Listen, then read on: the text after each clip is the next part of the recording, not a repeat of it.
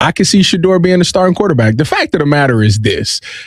You're going to have, a whole month of August to really trying to figure out who the starting quarterback should be. And the difference between OTAs and what we'll see in August is that we'll see the fans will actually get to watch them in live game reps and see what they'll get. Now, the game plans would be very vanilla. We all understand that, but being able to actually see these quarterbacks compete in a game against another NFL team where they can be sacked under pressure, all of those things, we will be able to see that. So we all can see who will be the better one.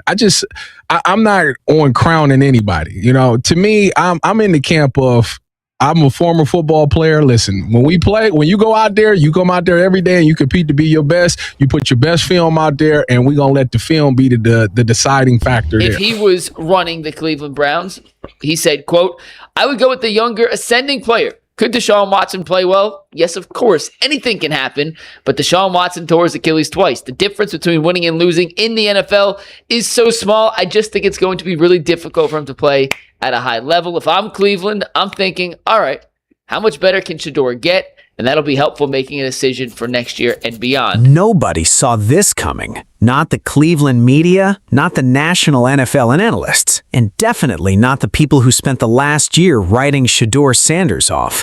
Because one quarterback battle just exposed everything. A shift so quiet at first that almost nobody noticed it happening. But now it's impossible to ignore. The whispers coming out of Berea are changing. The tone from national media is changing. And the guy they crowned the starter back in the spring, he might not even be the starter anymore. But what happened next exposed a shift in this quarterback battle that even longtime insiders didn't expect. I definitely buy it. I think that everybody said that went to practice said that they seen Shedeur gaining the momentum. And, it went from crowning Deshaun to, I can see Shedeur being the starting quarterback. The fact of the matter is this. You're going to have, a whole month of August to really trying to figure out who the starting quarterback should be. Let's set the stage. For months, the story in Cleveland was simple. Deshaun Watson was the guy. Reporters walking out of OTAs kept saying the same thing. Watson has it locked up. Watson looks sharp. Watson's ahead. That was the narrative. That was the story everyone was told to believe. And then, almost overnight, it started to crack. Here's where things get crazy. On national television, ESPN's Mike Tannenbaum was asked point-blank what he would do if he were running the Browns. His answer wasn't hesitant. It wasn't political. He said flatly that he'd rather roll with the younger, ascending player over a quarterback who has now torn his Achilles not once, but twice. Twice. Let that sink in. A guy who has suffered the same devastating injury 2 separate times is being asked to hold off a rookie with fresh legs and a chip on his shoulder.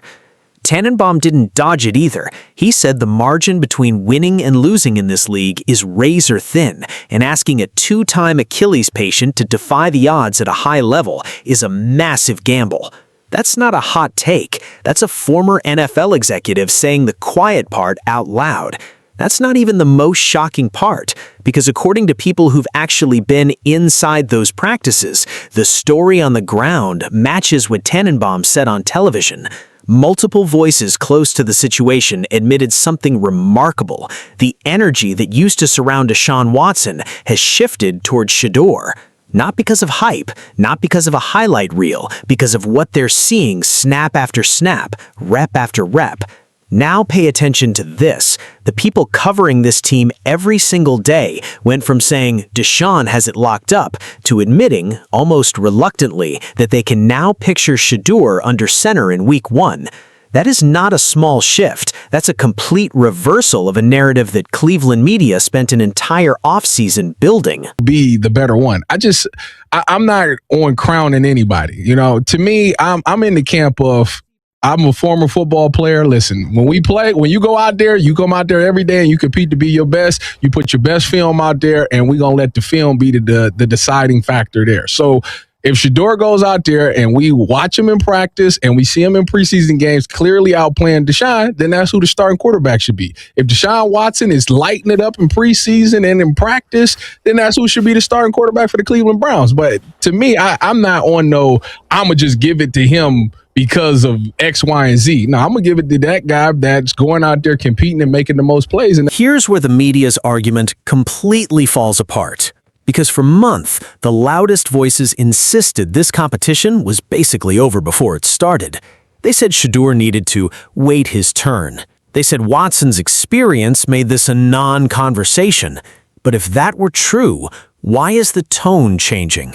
Why are insiders who once dismissed Shedeur now saying the film is doing the talking?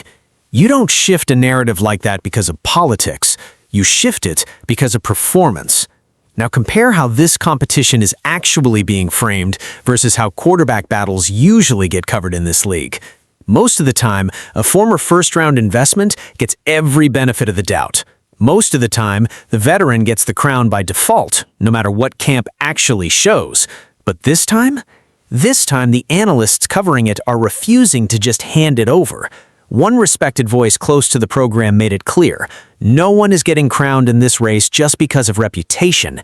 It comes down to who competes. It comes down to who separates himself when the pads come on. That's a standard that isn't usually applied evenly. And the fact that it's being applied here should tell you everything about how real this competition has become. Now here's the part nobody's talking about enough.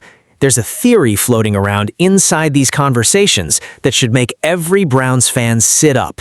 The idea is this: no matter what decision gets made in August, both outcomes benefit the Browns. If Shedeur takes the job and plays well, Cleveland has its franchise quarterback.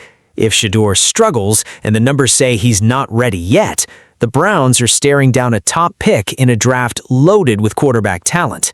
Either way, the organization wins. Either way, this era of quarterback purgatory finally starts to end. That is the hidden angle nobody wants to say out loud. Because if that's true, this isn't just a quarterback battle. This is a franchise-defining fork in the road. I think that the joint practice with Buffalo is probably where you draw that line in the sand. You see how those practices goes. We all know that in joint practice, that's like the biggest tell. That's your biggest chance to get ready for the NFL because you get to actually run the things that you want to run.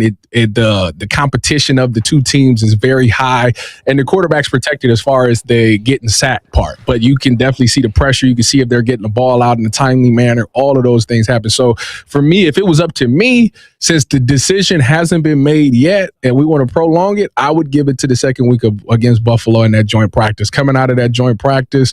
Let's talk about what's actually on tape, because that's where this story gets real. Insiders pointed to the joint practices against Buffalo as the true measuring stick. Real pressure, real speed, real NFL-level competition without the live tackling risk.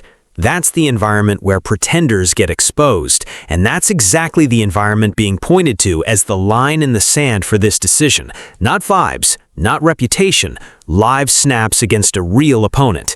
If Shedeur is out there getting the ball out on time, reading pressure correctly, and making winning plays in that environment, the debate is over.